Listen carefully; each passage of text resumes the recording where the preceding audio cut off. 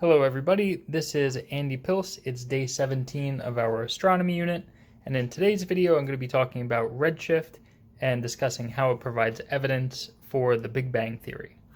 So a couple things about redshift. First off, just know that all stars radiate light or electromagnetic energy, and when they do that through the process of fusion, they're going to emit that energy in all directions. And the energy is going to travel in waves. So if we were to kind of show a light wave here, an electromagnetic wave, a couple vocabulary terms to recognize. So the wavelength is the distance between the top of one crest and the top of the next crest. And in a wave, we're going to expect each wave to be the same. So when energy is being emitted from a sun, each one of those waves is going to have the same amount of wavelength and the same frequency. So this here is the wavelength. And the frequency is how many crests or how many complete waves pass one point in a given second. So to show what happens when a star is moving, I'm going to use these springs that I got from the dollar store. This works a little bit better with a slinky, but I didn't have those, so we'll have to make do with that. So if a star was moving towards us, the light waves that it's emitting would actually compress because of the objects moving closer together.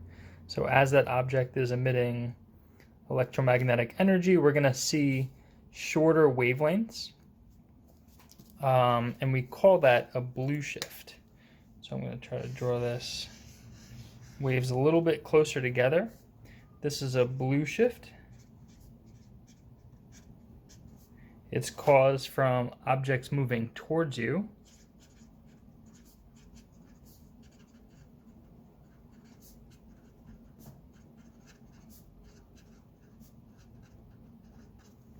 And in a blue shift, we're going to see shorter wavelengths.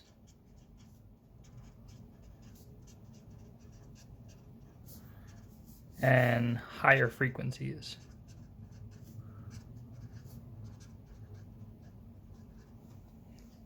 But when objects are moving away from one another, or when one object is moving away from an observer, the light is going to stretch as those objects move apart. And when that happens, we see something called a redshift. So I'm going to draw these lines a little bit longer. I'm going to exaggerate this. So, whoopsie. So the redshift is objects moving away.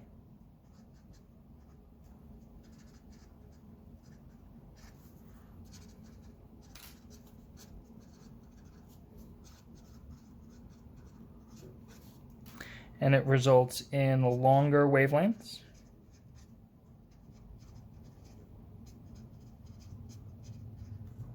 And lower frequencies.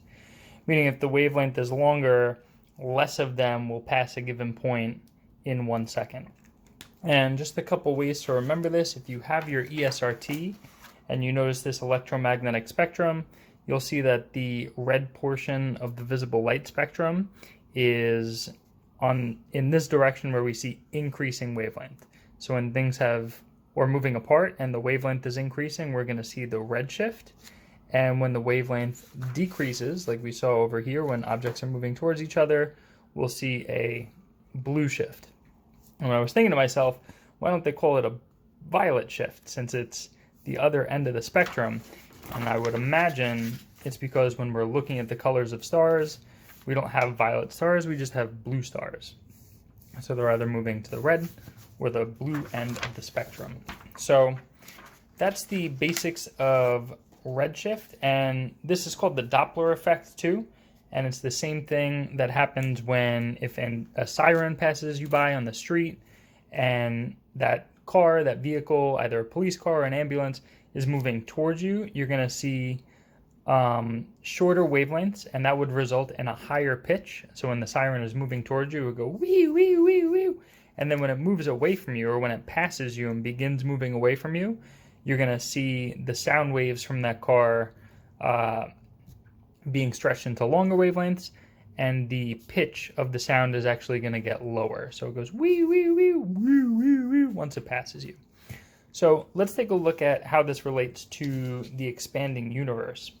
So here in this little universal balloon, my balloon representing the universe, I have 4 galaxies, and we can call ourselves Galaxy A, and then we have 3 others, Galaxy B, C, and D, which we're all progressively getting a little bit further away from our galaxy position A.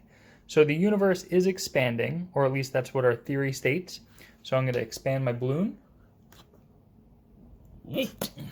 And just with a little bit of expansion, I'm going to start to see these stars or these distant galaxies moving away from us. And as the expansion continues, I expand it a little bit more, we'll actually see the data that we see in our telescopes. We can measure the amount of redshift that we can observe from stars, and that comes from spectral signatures. And we've noticed that the further away a galaxy is, the more redshift it's showing. So that's providing us evidence that not only is the universe expanding, well, the fact that all of these stars or universes moving away from us are showing a redshift provides evidence that the universe is expanding. And we actually see that the furthest stars are moving away from us even faster. So the further a galaxy is from an observer, the more redshift that's observed, and the faster that galaxy is moving away, which also lends itself to the theory that not only is the universe expanding, but it's actually increasing the amount that it's expanding. Let's do one more. And we're going to see D getting even further from galaxy A. And again, this just provides evidence that way back in time, the universe all started in one single point called a singularity, where all mass and all galaxies and everything that we know was squeezed into an infinitely small and infinitely dense point. I can't even squeeze the balloon that small, let alone our entire Milky Way galaxy and every galaxy and star that we see in the sky. So pretty interesting stuff. That's how redshift provides evidence for the Big Bang Theory. I hope you enjoyed this video, and I'll see you next time.